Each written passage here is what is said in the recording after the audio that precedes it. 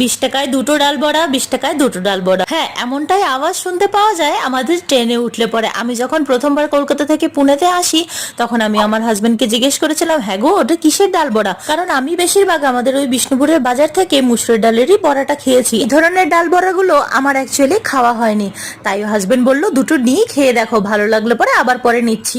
তো নিয়ে প্রথমবার খাওয়ার পর তো আমার ভীষণ ভালো লেগেছিল। ওই মাঝে মাঝে একটা দুটো না আস্তে আস্তে ডালও ছিল, খেতে কিন্তু বেশ ভালোই ছিল, মুচমুচে ছিল। আর খিদে পেটে থাকলে ট্রেনের মধ্যে কিন্তু সবকিছুই ভালো লাগে।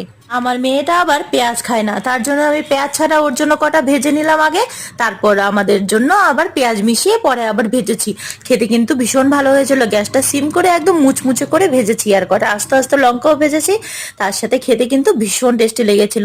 তো চলো আজকে টাটা, ভালো লাগলে সাবস্ক্রাইব করে সাথে থেকো, আবার কালকে দেখা হবে নতুন একটা ভিডিওতে, নতুন একটা দিনে। প্লিজ তোমরা সাথ দিও, তোমাদের সাথ আমার খুব প্রয়োজন। আজকে টাটা।